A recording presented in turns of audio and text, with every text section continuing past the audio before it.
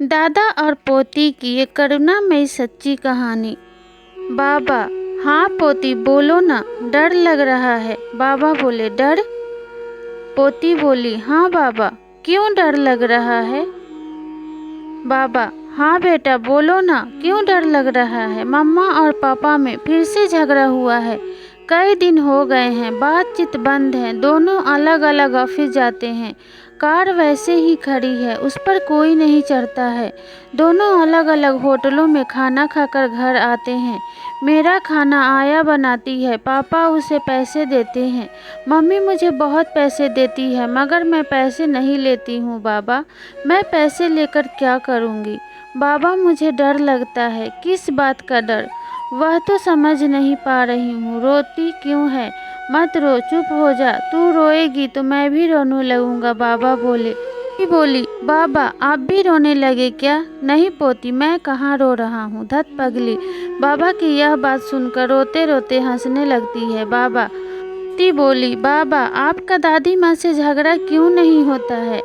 होता है, खूब होता है। नहीं होता है, वह झगड़ा नहीं है, आप मुझे बहका रहे हैं। विश्वेश्वर जी को लगा कि अगर पोती ने अब ऐसा ही कोई सवाल पूछ लिया तो उनकी रुलाई जोर से फूट पड़ेगी। उन्होंने खुद को संभालते हुए कहा, अभी फोन रखो, बाद में बात करेंगे। यह कहते हुए उन्होंने फोन रख दिया। फोन रखकर पीछे मुड़े तो सामने वाले कमरे में विश्वेश्वर जी की पत्नी दिखाई दी। वह उन्हीं की तरफ देख रही थी। विश्वेश्वर जी उनके चेहरे पर छलछलाती करुणा देखकर डर गए। वे बाहर दलान की तरफ चले गए और एकांत कुर्सी पर बैठ गए। इधर कुछ दिनों में स्वाति अर्थात उनकी वही पोती बार बार फोन पर ऐसी ही बातें करती है।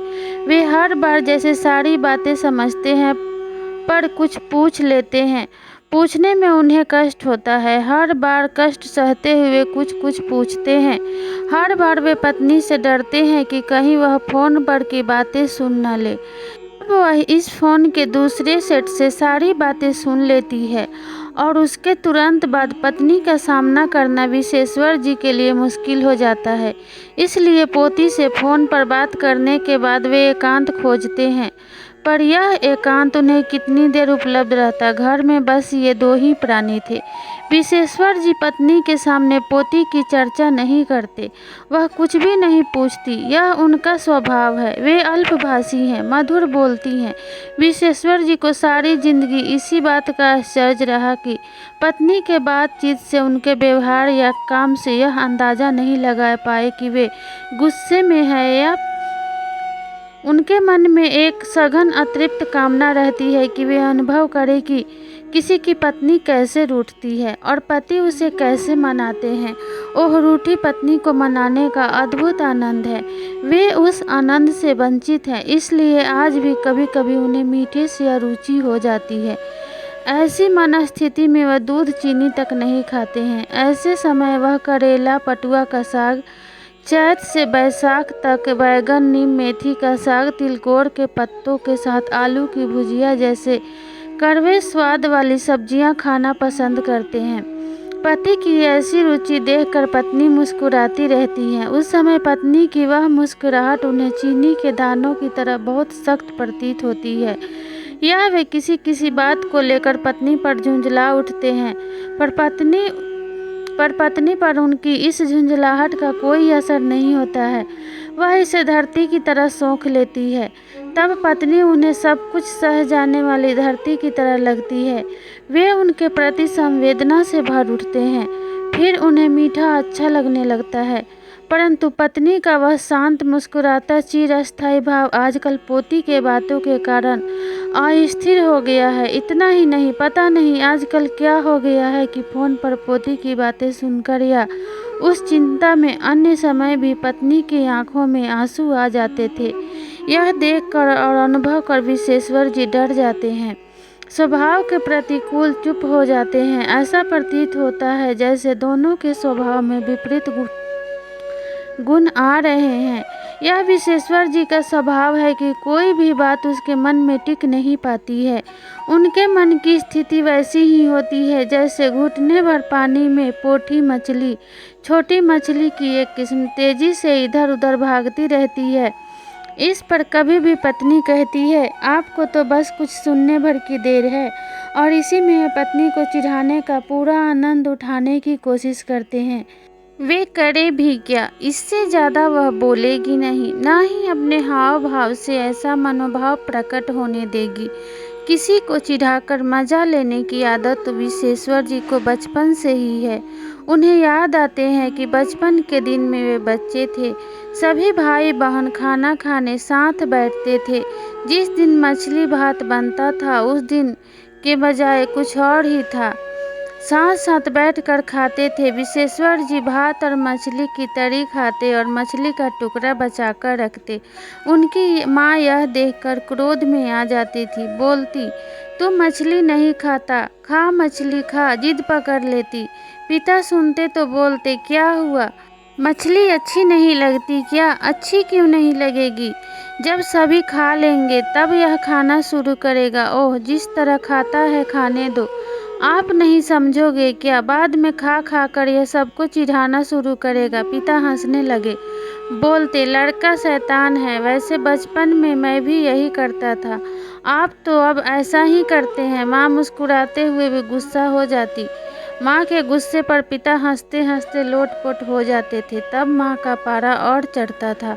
वे भी क्या दिन थे। विश्वेश्वर जी को वे दिन अच्छे लगते थे, विशेष रूप से तब जब माँ लाड़ प्यार में भी गुस्सा करती तो विश्वेश्वर जी भी पिता के साथ हंसने लगते थे।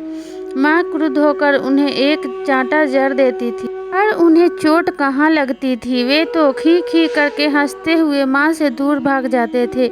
उन्हें जीवन के वे पल अब भी याद हैं। वे स्मृतियाँ आज भी मन को आनंद और करुणा से भर देती हैं।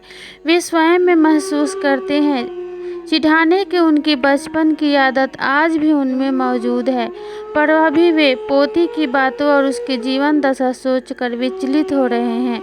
इस विचलन में दोनों का स्वभाव अपने अपने मूल स्वभाव से विपरीत होता जा रहा है, अर्थात पत्नी मुखर हो रही है और वे खुद अल्पभाषी।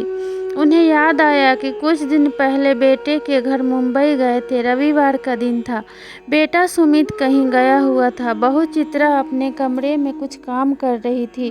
विश्वेश्वर जी को किताब पढ़ रहे थे। पत्नी पलंग पर लेटी हुई पोती स्वाति से बातचीत में व्यस्त थी। स्वाति उनके सीने में हाथ रखकर बोली, दादी माँ, मैं आपकी बेटी नहीं हूँ, मैं तो मम्मी की बेटी हूँ, आपके बेटे के लिए आपके बेटे की बेटी नहीं रे, तू तो मेरी बेटी है। बेटे की बेटी भी तो बेटी ही हुई ना। नहीं, मैं आपकी पोती हूँ दादी माँ, मैं आपके पास रहूँगी, खूब पढ़ूँगी, अच्छा रिजल्ट दूँगी। अगर तू मेरे पास रहेगी तो तुम्हारे माता पिता के पास कौन रहेगी? कोई नहीं। कहते हुए स्वाति की रुलाई छूट गई। उस समय उन्होंने अनुभव किया था कि स्वाति के साथ साथ उसकी दादी की आंखों में भी आंसू भीग गए थे। चित्रा ऐसी क्यों है? ऑफिस जाती है, पर वहाँ से आने के बाद बच्चे पर ध्यान क्यों नहीं देती है? स्वाति के दादा भी तो नौकरी करते थे, किस तरह बच्चों में घुले मिले रहते थे। यह ठीक है कि स्वाति के माता पिता उसकी सारी ज़रूरतें पूरी करते हैं, पर बच्चों को हमेशा यह एहसास होते रहना चाहिए कि उसके अपने माता पिता का भरपूर प्यार मिलता है। ऐसी अनुभूति स्वाति क्यों नहीं कर पाती? इसका अर्थ यह है कि चित्रा में कोई कमी है, सुमित में भी है। ऐसा क्यों? ऐसा सोचते हुए विश्वेश्वर जी पोती और दादी की तरफ देखने लगे थे। उस समय दोनों अपनी अपनी बातों में मशगूल थीं और अपनी बातचीत में हंसते हंसते लोटपोट हो रही थी। दादी पोती की बातचीत से विश्वेश्वर जी आनंद विभोर हो रहे थे। वे पढ़ना छोड़कर उधर ही देखते रहे। आनंद में बाधा तब पड़ी जब पोती ने दादी माँ से पूछा, दादी माँ, आप मेरी मम्मी क्यों नहीं हुई? आनंद में डूबी उनकी पत्नी भी इस सवाल से उलझ गई। विश्वेश्वर जी ने पत्नी की इस मन स्थिति को भांप लिया था। मन का प्रवाह मानो किसी बांध में फंस गया। उनका मन भी पोती के प्रति करुणा और ममत्व से भर गया। विश्वेश्वर जी, उनकी पत्नी ने मुंबई जाने का फैसला किया। विश्वेश्वर जी की पत्नी ने उनसे कहा, मुंबई के लिए रिजर्वेशन करा लीजिए, हमारे बहू बेटे का रिश्ता बिगड़ गया है, उन्हें हमारी ज़रूरत है। हो सकता है हमें देखकर वे भी अपने रिश्ते में सुधार करें और हमारे मार्गदर्शन से फिर से उनका रिश्ता पहले जैसा हो जाए।